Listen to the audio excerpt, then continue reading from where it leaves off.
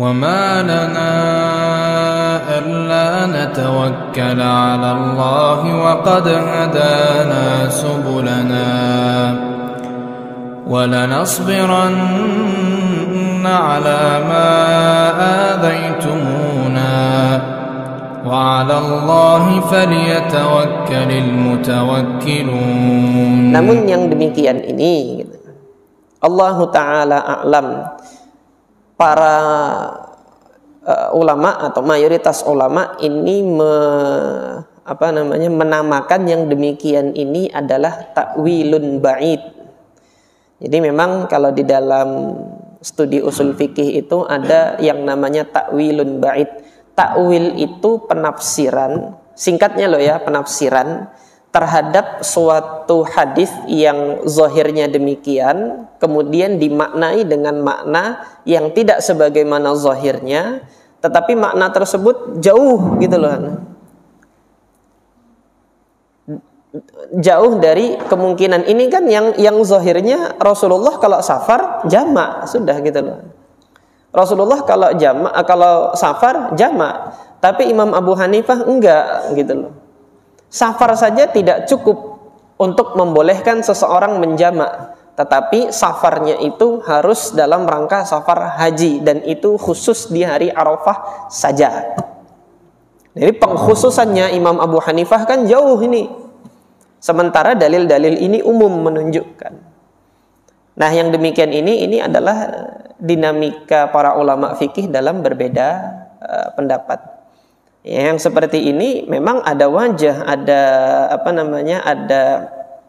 ada kemungkinan untuk benar argumennya Imam Abu Hanifah, tapi terlalu jauh gitu loh. Terlalu jauh yang seperti ini. Sementara hadis-hadis yang ada pada saat ini secara global tidak hanya 1-2 sahabat menyampaikan kalau Rasulullah SAW itu menjamak sholatnya itu ketika beliau itu bersafar, dan masing-masing dari sahabat menyebutkan sebabnya adalah safar. Jadi sebabnya adalah safar, yaitu perjalanan.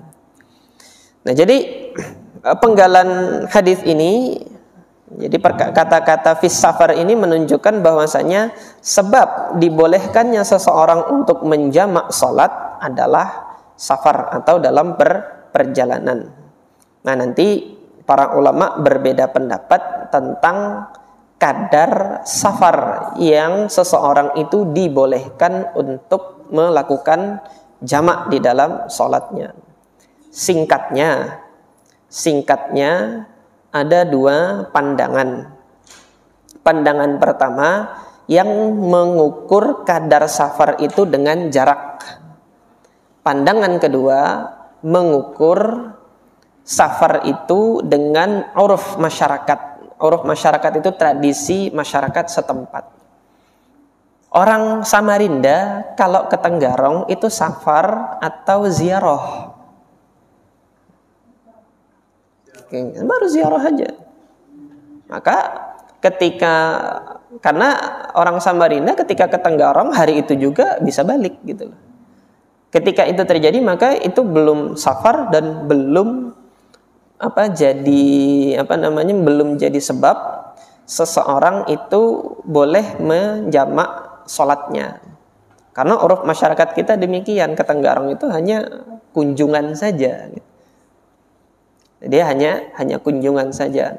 Tapi kalau sudah sampai ke Balikpapan, urufnya atau tradisinya masyarakat Samarinda ke Balikpapan itu, gitu kan. Kalau pulang hari itu lelah dan kemudian lebih banyak untuk memilih lebih baik istirahat nginap di sana, maka dia jadi safar. Karena apa? Kata Imam Nawawi, safar itu adalah yang tidak mukim. Safar itu adalah apa? Yang tidak mukim. Jadi pandangan yang merujuk kepada uruf ini yang dikuatkan oleh Al-Imam An-Nawawi dalam syarah Sahih Muslimnya. Meskipun beliau seorang Syafi'i loh ya. Syafi'i memberikan batasan jarak gitu.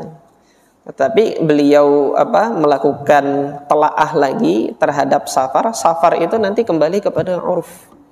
Safar kembali kepada uruf. Kalau dianggap oleh uruf masyarakat setempat dia merupakan suatu safar, yang mana safar itu nanti patokannya adalah tidak mukim.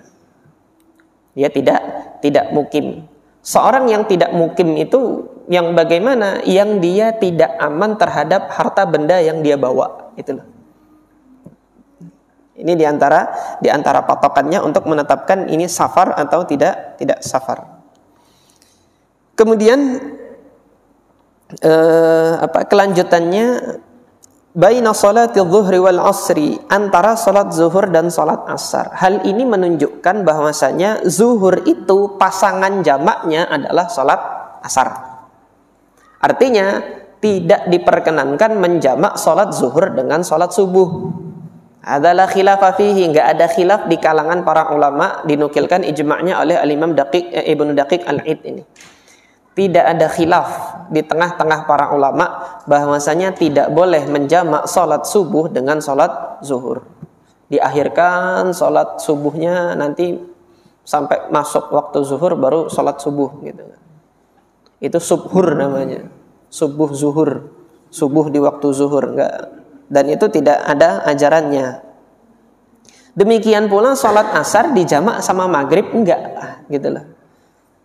Demikian pula salat asar dijamak dengan salat maghrib tidak boleh juga. Hadalah khilaf fihi, tidak ada khilaf di tengah-tengah para ulama. Jika ada yang berpendapat boleh, maka ini bahlul namanya. Artinya al-qaul bila ilm, mengatakan sesuatu tanpa ilmu, menyelisihi ijma' dari para salaf. Dan ini tadi yang menukilkan ijma' adalah al-Imam Ibnu Daqiq al-Id. Artinya pasangannya di sini zuhur dipasangkan dengan asar. Demikian pula ketika Ibn Abbas mengatakan wa yajma'u bainal maghribi wal isya, maghrib itu pasangannya isya. Tidak diperkenankan nanti menjamak salat isya dengan salat subuh. Ya, maghrib dengan isya ini pasangannya. Nah, ketika dia berpasangan, apa fasilitas yang dibolehkan oleh Allah Subhanahu wa taala dalam menjamak? Artinya ketika dia berpasangan, salat zuhur dengan salat asar berpasangan, boleh melakukan salat asar di waktu zuhur atau salat zuhur di waktu asar. Jadi demikian. Yang ini nanti hadisnya akan kita baca pekan yang akan datang gitu. Karena terkait dengan permasalahan jamak itu sudah boleh dilakukan sebelum safar atau safar dulu baru boleh jamak gitu loh. Insya Allah nanti kita bahas pekan yang akan datang, karena nanti bersamaan pula dengan rukhsah qasar. Qasar itu nanti jalan dulu baru boleh qasar, atau sebelum jalan tapi sudah ada rencana yang sudah kemungkinannya 90% mau safar, itu udah boleh qasar gitu, meskipun perjalanan belum. Tadi kan secara zahirnya ini kan fis safar gitu, di dalam perjalanan. Lah belum mulai perjalanan kok sudah ini gitu. Itu nanti insya Allah pekan depan kita bahas lebih lanjut perkara yang demikian ini. Nah, tadi itu ya, entah zuhur di waktu asar atau asar di waktu zuhur. Demikian pula maghrib, entah maghrib di waktu isya atau isya di waktu maghrib. Para ulama yang demikian ini memberikan nama. Kalau salat zuhurnya salat asarnya yang ditarik maju, gitu loh. Salat asarnya yang ditarik maju ke waktu zuhur, ini disebut dengan jam'ut taqdim. Jamak mengedepankan. Takdim itu qaddama yuqaddimu, mengedepankan. Tetapi ketika zuhurnya dibawa ke waktu yang akhir, ini disebut dengan jam'ut takhir, karena mengakhirkan subuh sampai zuhur ke waktu pasangannya. Demikian pula salat maghrib itu boleh isya ditarik ke waktu maghrib, maka dia menjadi jam'ut taqdim, atau maghrib ditarik ke waktu isya menjadi namanya jam'ut takhir.